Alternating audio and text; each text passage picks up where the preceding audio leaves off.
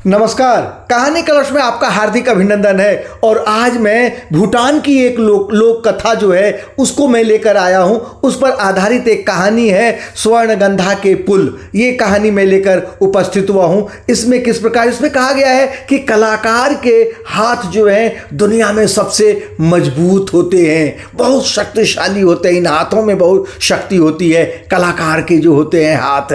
तो मैं इसी कहानी को लेकर आया हूँ, तो आप सुनिए। देखिए कैसे मजेदार कहानी है, लोक कथा पर आधारित है। बहुत ही आनंदित करने वाली लोक कथा है, कहानी है। आप भी सुनिए और अपने बच्चों को भी सुनवाइए।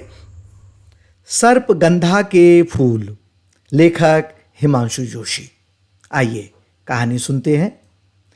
सदियों पुरानी बात है। आदित्य नाम का एक मूर्तिकार था। कहा जाता है कि ऐसा अद्भुत कलाकार दुनिया में कभी पैदा नहीं हुआ। उसकी बनाई पत्थर की प्रतिमाएं बोलती सी लगती थीं। आदित्य बड़ा स्वाभिमानी था।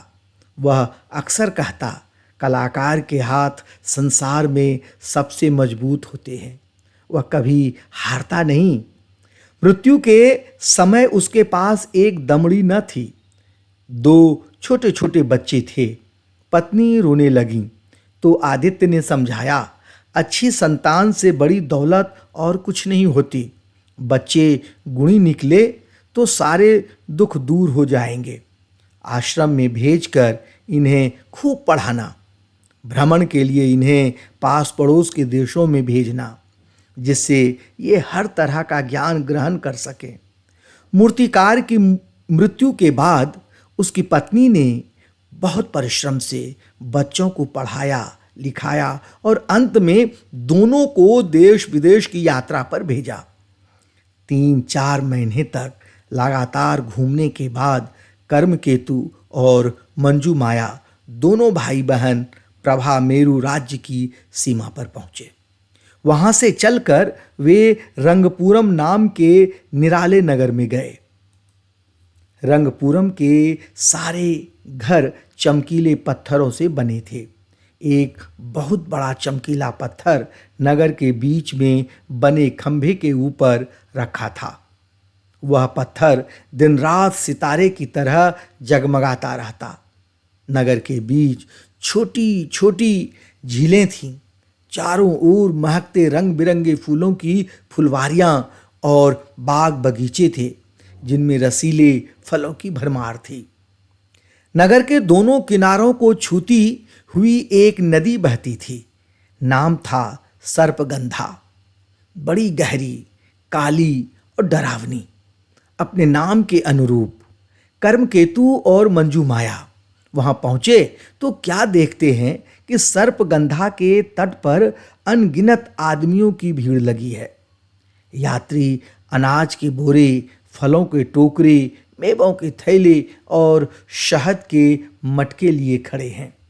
कुछ लोग रेशमी कपड़ों के गट्ठर लिए किनारे की रेत पर भी बैठे हैं। पार जाने के लिए केवल एक नाव थी और इतने लोगों का जमघट। ज्यों ही नाव किनारे पहुंचती सब उस पर झपट पड़ते। आप लोगों को नदी पार करने में इतनी कठिनाई होती है, फिर पुल क्यों नहीं बना लेते? कर्मकेतु ने एक बूढ़े यात्री से पूछा। यात्री ने बड़ी लाचारी से उसकी ओर देखा और उदास स्वर में बोला, इतने चौड़े पाट की नदी का पुल बनाएगा कौन? कर्मकेतु और मंजू माया ने सहानुभूतिपूर्वक कहा, हम बनाएंगे पुल। उनकी बात सुनकर रंगपुरम के लोगों में खुशी की लहर दौड़ गई। कलाकार आदित्य की कला की कई कहानियां उन्होंने पहले ही सुन रखी थीं। आज उसकी संतान की यह प्रतिज्ञा सुन उन्हें और भी खुशी हुई। भाई बहन दोनों ने अलग अलग पुल बनाने का निश्चय किया। पुल बनाने का समय तय हुआ, सूरज डूबने से सूरज उगने तक। रात आधी ही बीती थी कि सर्पगंधा के पश्चिमी भाग पर मंजू माया ने पत्थर और लकड़ी का पुल बना दिया। अब वह कर्मकेतु का पुल देखने गई।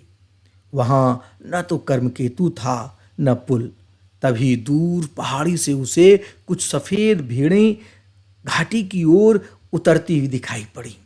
चांदनी रात थी। भेड़ों का झुंड पास आया तो उसे बड़ा अचंभा हुआ कि वे भेड़ें नहीं बल्कि संगमरमर की सफेद चट्टानें थीं, जिन्हें कर्मकेतु पुल बनाने के लिए ला रहा था। संगमरमर अच्छे किस्म का था, हीरे की तरह जगमगाता हुआ। इसका पुल कितना सुंदर बनेगा, कितना मजबूत। मंजू माया अपने पुल की तरफ भागी। उसने पुल को सुंदर बनाने के लिए उस पर रंग बिरंगे फूल बनाए, तरह तरह के बेल बूटे बनाए। अपना काम समाप्त कर वह फिर कर्मकेतु के पुल को देखने गई। कर्मकेतु का पुल भी सुंदर बन रहा था। बस 2 मेहराबों पर संगमरमर लगाना बाकी था। मंजू माया को शरारत सूझी। उसने अपने गले से मुर्गे की बांग जैसी आवाज निकाली। कर्मकेतु को समय का ध्यान आया। उसने जैसे तैसे संगमरमर की चादरें मेहराबों पर लगाकर काम पूरा किया। प्रातः नगर निवासी 2 सुंदर पुल बने देखकर आश्चर्यचकित रह गए। कर्मकेतु के पुल का नाम बड़े पत्थरों का पुल और मंजू माया के पुल का नाम छोटे पत्थरों का पुल रखा गया। मंजू माया के बनाए हुए बेल बूटे देखकर लड़कियां काढ़ने का अभ्यास करने लगीं। इन पुलों की प्रशंसा मकूर नामक दैत्य तक पहुंची।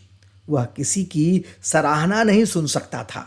उसने बड़े पत्थरों का पुल तोड़ने का निश्चय किया। उसने एक व्यापारी का रूप धारण किया। घोड़े पर दोनों ओर सूर्य और चंद्र को रखा। बड़े ठेले में सोने चांदी की बड़ी बड़ी सिल्लियां लदवाई गईं और इसे खींचने के लिए उसने अपने मित्र दैत्य अराग को साथ ले लिया। पुल के करीब जाकर वह बोला, हम इस पुल से पार जाएं तो यह टूटेगा तो नहीं? कितने ही लोग इस पुल से गुजर चुके हैं, आप भी जाइए। पुल टूटेगा तो ये हाथ किस काम आएंगे?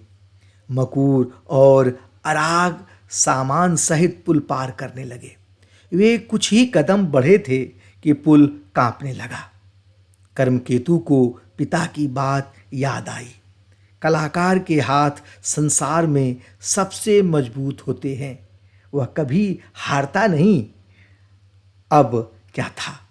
कर्मकेतु ने पुल के नीचे पहुंचकर दोनों हाथों से पुल को थाम लिया। मकूर और अराग देखते ही देखते उस पुल से पार हो गए। आज भी रंगपुरम के पास सर्पगंधा के तट पर सदियों पुराना संगमरमर का पुल खड़ा है, जिसके ऊपर घोड़े की टापों के निशान और नीचे आदमी के 2 हाथों के चिन्ह हैं।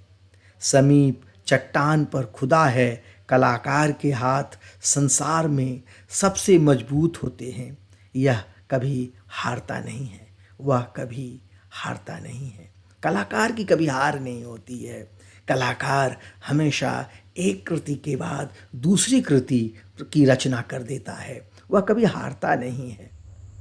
ये कथा कैसी लगी, ये कहानी कैसी लगी? अच्छी लगी? बहुत अच्छी लगी?